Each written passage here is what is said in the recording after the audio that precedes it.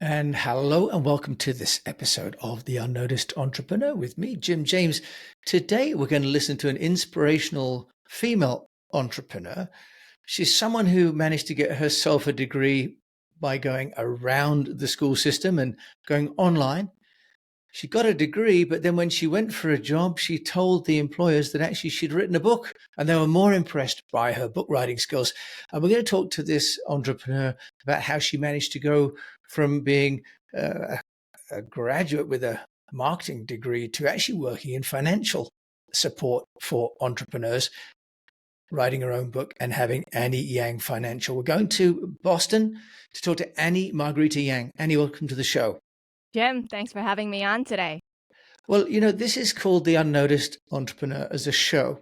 And I love the fact that you've come on the show to share with us how you've gone from being sort of an unnoticed, but also one of the young people that is fighting with the cost of education. You found a unique solution to that. And then you've parlayed that into business. You've also managed to survive the recent Silicon Valley bank collapse. We're going to talk about how you managed to do that. And we talk about you've built over 18,000 followers on YouTube in the last, year and a half or so. So very, very quick growth, but also how you've found yourself now bumping up against some limits. So Annie, we've got a lot to learn from you because although you're still fresh faced as an entrepreneur, you've accomplished a great deal. Tell us a little bit about your story and the founding of the Annie Yang financial business.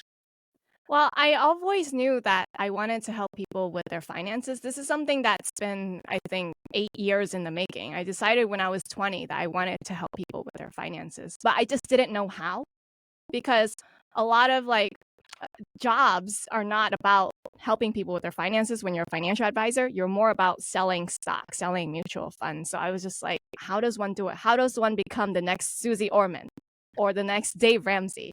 Right? That's not actually a job. That's more like something more entrepreneurial, something about building your own personal brand.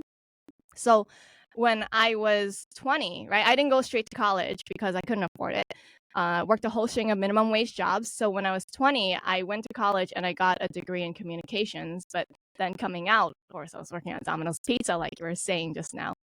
And so I already knew back then that I had to do something to get noticed, right? And so already back when I was going to community college, people were telling me that I have to network to succeed in my career. So I was like looking for all kinds of meetup.com events and Eventbrite free events that I found that were related to business and career. And one of them that I found was the Small Business Expo. And at the Small Business Expo, I had come across this really high pressure sales pitch from this guy who was selling this workshop on how to publish a book and grow rich. And he said, if you buy it today, normally it's $997, but buy it today, it's only $97. And people weren't buying it. So then he's like, okay, guys, if you buy it for $97 today, you can bring a friend for free. So I turned to the person next to me and I asked if she was interested. And then she said, yeah. So I paid $97 and I asked her to pay me back for half of it. So I didn't even pay $50 for this workshop. I went to the workshop and I learned that most authors, they don't even sell 2,000 copies of their book. The goal is not to sell the book because 99% of authors, even traditionally published authors, don't even sell 2,000. If you can hit 2,000, that's success, right? The goal is to write a book so that you position yourself as an authority and open up opportunity for yourself. So write a book on something you know extremely well and can write quickly so that you can just get it out into the world. Don't spend a year writing it. And so I decided, because I'm so good at saving money on a minimum wage, I will write this kind of book. So I literally, it was a list, 1,001 ways to save money, right? Like literally I just sat down and started writing down the list and then that became the book. I got the book out, like written, edited, published out there into the world, even the paperback version, not just the ebook, in only 3 months.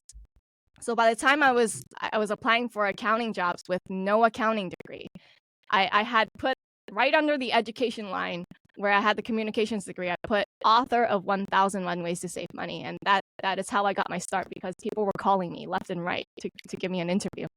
Yeah, I think it's a brilliant story. Well, just quickly, why did you want to always help people with finances when you studied marketing and communications? Yeah, that I got the degree just to check the box because people weren't interested in talking to me, or giving me an opportunity. They would like write me off and brush me off just because I didn't have a college degree. And I always think, I was a straight A student all throughout K to 12. And I just don't think college is the right way to filter people out. But I understand people have a certain judgment or perception and that they will filter me out just because I don't have the degree. So I wanted something quick that I could just check the box. And it's much easier to check the box for a communications degree than an accounting degree. It would take a lot more studying, I'll be very honest, to pass those classes and exams. Any that sounds well efficient. I think would be the way to put that. Annie, so I've got in front of me, and for those people that are listening, just to explain, there's a book on Annie's website. It's called annieyangfinancial.com. She's called The 5-Day Job Search. Now, you talked about the 1001 ways to save money as being a great way to really gain some traction and get in front of potential employers. Where does the 5-day job search book come in? Because it looks as though you've moved on a little bit from that original proposition. Love to hear how you've parlayed from one into another. Yeah, because I wrote 1001 Ways to Save Money. And then I also started a YouTube channel around the same time where one of the videos went viral. So I started getting a lot of followers very quickly. I also put that on my resume. I was able to land three separate job searches, an accounting job without an accounting degree, an offer in just under a week. So the first search took 7 days, the second search took 6 days, and then my third search took only 5 days. So then I was like, okay, clearly there's something here that I'm very good at. Right? But I thought everyone was landing jobs in just a week. I'll be very honest. I think not. I think that's not. Not everyone was doing that. I thought that was Yeah. the norm. Okay, Yeah. until I read the statistic that people actually take 6 months to land a job. And I was also growing my own accounting firm on the side. Like in addition to my full-time job, I was taking accounting clients, and I was hiring people for this position to help me. And I like to ask questions that you can't find on Google. So one of the questions I asked was, tell me about the hardest problem you ever experienced and how did you solve the problem? Because you can't find this answer on Google. It's your own personal experience. You have to write it out. And I use this to figure out what is your level of critical thinking. And 80% of the answers came back as the hardest problem I ever had was I was fired or laid off and I couldn't get a job quickly. And I was like, wow, so many people struggle with this problem, and I know the solution to this problem. So I started writing this book last year. Yeah. Yeah, and your work rate, Annie, is amazing. And so you've got this book now. And tell us, how have you gone about marketing that? Because your YouTube channel, you've got 18,500 subscribers, and we'll talk a bit later on about how you are, suffering from what you've termed shadow banning, which I hadn't heard of before. So we'll talk about that in a little while for anyone that's interested to know maybe some of the darker side of YouTube. The proven strategies to answering tough interview questions in job interviews. Tell us about how you got this book noticed, because you've plainly been able to create the book. How have you gone around getting publicity for yourself? I'm assuming, again, you've been a bit of a dynamo and a self-starter with this project too. Yeah, that's interesting. So I actually wrote this book before ChatGPT was released to the public. So right around the time I actually finished writing the book, finished editing and everything, I was just in the process of making the cover and the Amazon sales page, and I needed the sales product description, right? And so when ChatGPT came out, I used ChatGPT a lot to help me with the marketing. So I asked ChatGPT to help me write up the Amazon product description. It came out nearly perfect. Now, the input is what is important. It asked me for like 10 pieces of information, and then I just gave it 10 back, and then it gave me this very amazing product description that I hardly needed to edit. Another thing is I asked ChatGPT, I said, I'm an author. I just published a book. The book's not going to sell itself. So give me like 50 sales and marketing funnels that could bring people in to even just know about the book. So like, if you think about it as an entrepreneur, there's two sides to the same transaction. There's the person selling something, and then there's the person buying something. Now, I don't control whether someone buys the book, but I can sell the book, right? That doesn't mean someone's going to buy the book, but I can sell the book. So I took the 50 sales and marketing funnel ideas from ChatGPT, and I was just like, why don't I just implement all 50 of these ideas? I'm just going to start hacking away at each of these. And then by the time I'm done with all 50, this should be technically like an empire, right? That's great. And tell us which one of those has been most successful for you in promoting the book? I have to say, I just published a book 4 months ago, so I haven't seen many results just yet, because I think it's just because I just started, and I found out that before anyone buys anything these days online, they need exposure to it 10 times from different sources, whether it's like from a podcast, then they see you again on LinkedIn, and then they see you again on your Facebook. So like they see you from all these different channels. Another one is they check out your website, or then they get on your email list. It takes like 10 to 11 touches before they decide to buy. And because of that, I just started marketing 4 months ago since I released the book. It's not a quick game, and I don't expect it to be, but I have the thing is, I don't do all 50 at once, right? I like to focus on just a handful until I get really good at it, and then I move on to the next one until like it's part of a system. So the first one I targeted was podcasts, because I was like, people who listen to podcasts, they like educational content. So let me get on podcasts, and my goal was to get on 500, which I realize now that's too big. That's too many. That's a lot of podcasts. I'm actually getting burned out. I was like, if I get on 500, and assuming each of them had a 2,000 person audience, then that's 1 million people that I would expose this book to, right? I was like, I think 500 is a good number, and I'm actually starting to get burned out. I'm booked on 125, and this is my 92nd one. So, you know how to make a man feel special. You know how to make it. So that's huge. That's absolutely huge amount of volume you're doing there, Annie. But you're right. People definitely think that podcasting is one of the best ways, because you're getting an unfiltered audience to communicate with, and you can build your own energy and your own charisma with the host, in a way that if you have a written article, of course, the journalist may be editing that for you, be a filter. So podcasting, great idea. And I can see that at the bottom of your website, you have all the channels. So, you have LinkedIn, you have Insta, you have X. Now, more and more people are talking about the need to choose one channel, but you seem to be going on all channels. Do you want to just explain that strategy to me a little bit?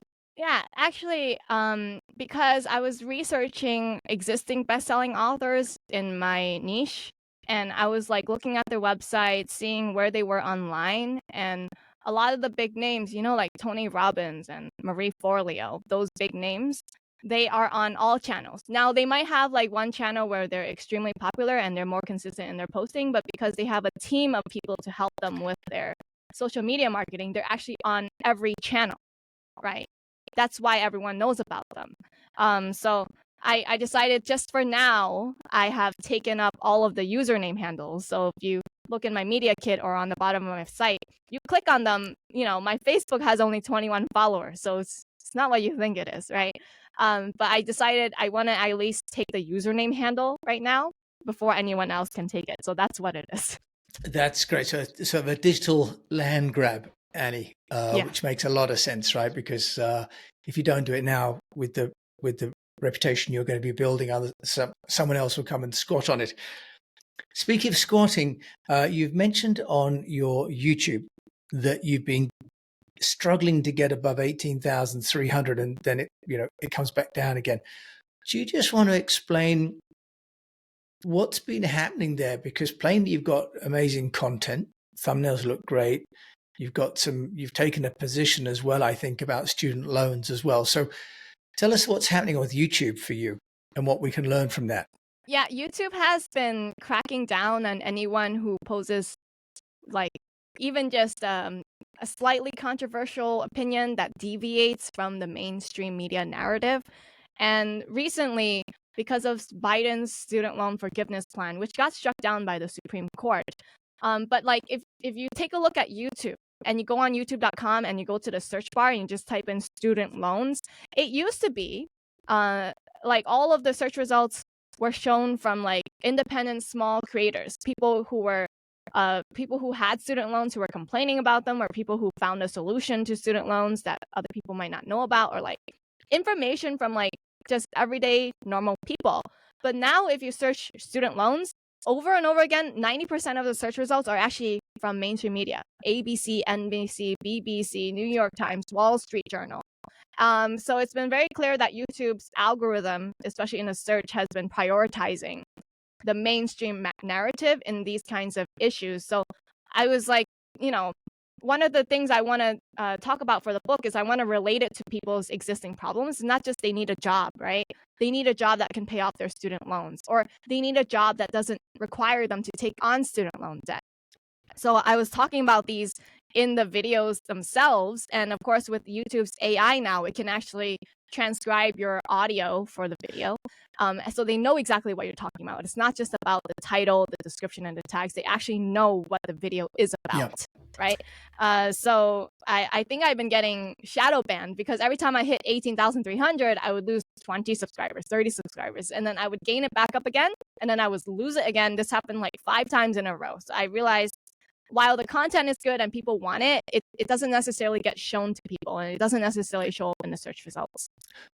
Annie, I had no idea that was happening. So that's very, very interesting indeed. Thank you for sharing that. Now, I do want to just talk about one aspect of your book, because on Annie Yang Financial, you do share chapters. And there's one chapter that particularly caught my eye, which is AI headshot generators. And just talk us through that. On the YouTube, my YouTube channel on the UnNoticed Entrepreneur, you can see Annie and see the screen share. But for those of you listening, Annie has detailed here a comparison of top AI LinkedIn headshot generators, pricing and quality of results. Annie, just take us through what you did there and what you found, because for fellow entrepreneurs who can't afford a professional shoot, or maybe they're too remote location wise from a professional photographer. Tell us what you found about the AI headshot generators. Yeah, there's a lot of people who can't afford it. So I was in a show and I was talking to a podcast host about it, and the host was telling me that people these days are actually using AI headshot generators, and that his niece had sent him some pictures and was like, "Which one do you like the best of me?" And he fell for it. He thought it was really her when all of them were AI generated. And so I was like, "Oh, that's interesting. Let me see what's the best one on the market so that I can actually recommend the best service on the market to people who are reading my book and need a solution to their problem that they can't afford." So then I go on Google and there's like 20 of them, right? 20 to 25 of like these listicles, top 10, top 25 best AI headshot generators. But I realized like they didn't put any results, like actual pictures. How do I know it's the best if you don't actually show the actual like pictures you got? And I realized that these writers, they are like these, I don't know, click farm kind of stuff. They probably get paid $25 to write up this listicle article that they didn't even try themselves, so that they can get affiliate income from anyone who clicks on those links. Yep. And so I was like, well, there's no way to know. No one's actually tried them themselves. Even on YouTube, no one's actually tried these.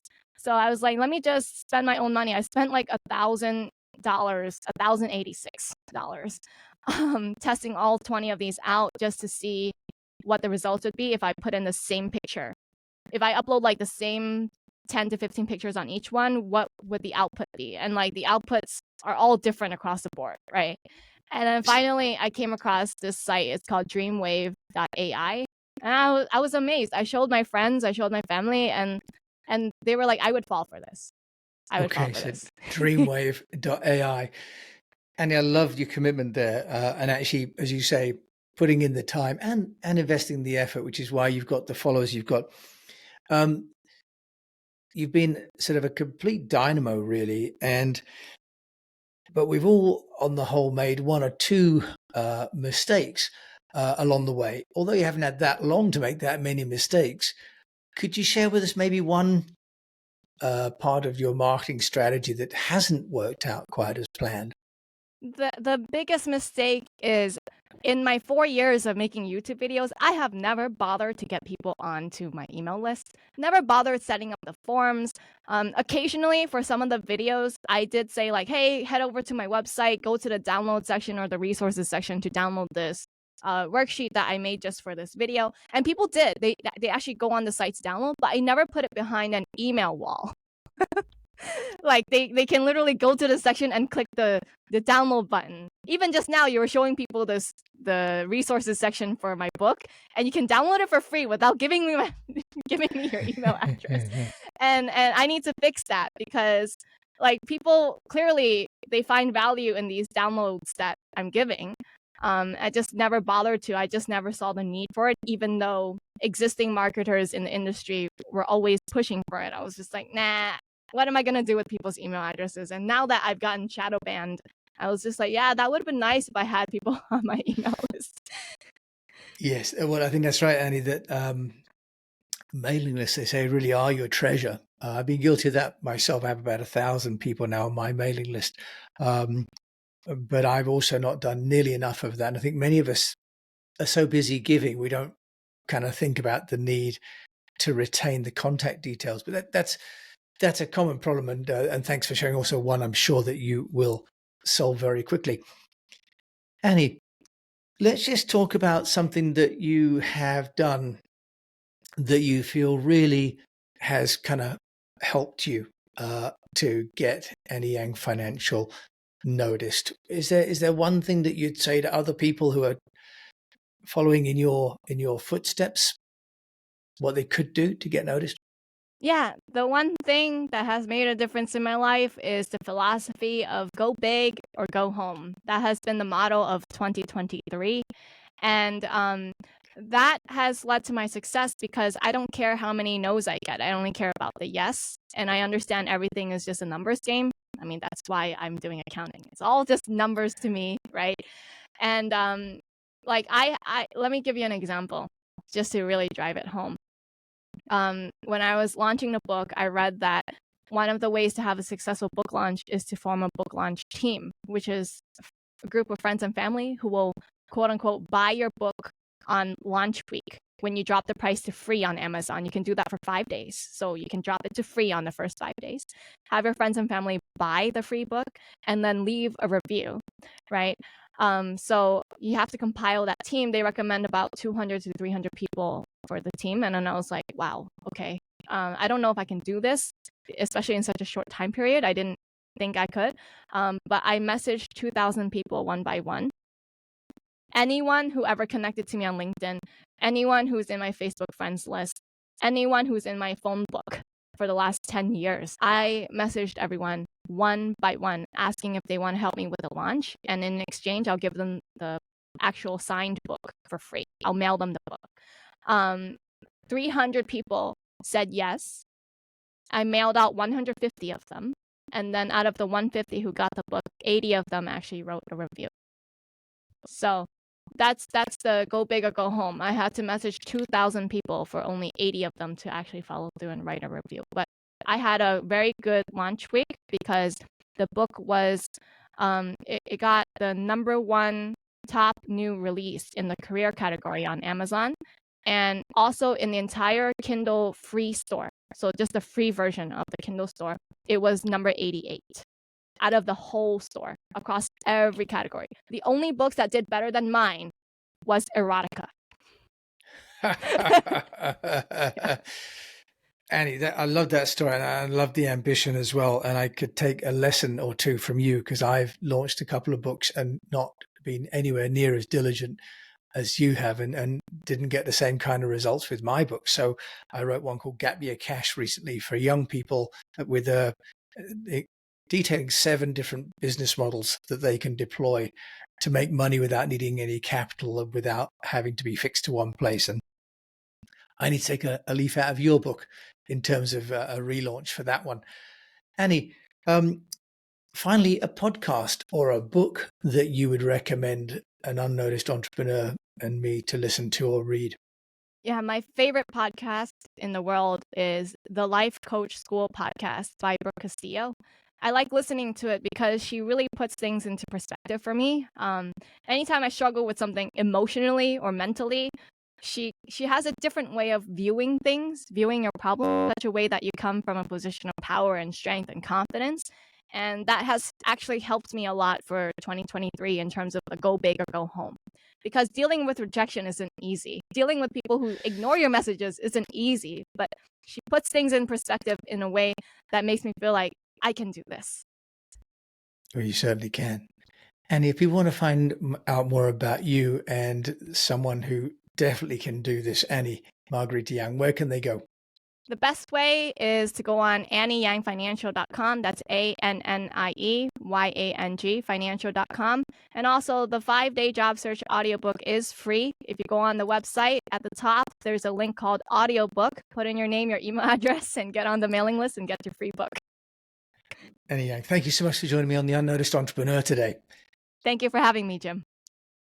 Well, I know that I'm a podcast, I think something like 91 or 92, but Annie still sounds as fresh as the first one that she's done. So thanks to Annie Marguerite Yang for joining us today and sharing, well, a huge amount of energy for a start, a huge amount of creativity and great ideas too. And really wonderfully how someone in her generation, I don't mean to be patronizing here, but it's in their 20s, finding a path that is entrepreneurial, that doesn't rely on the traditional academic institutions.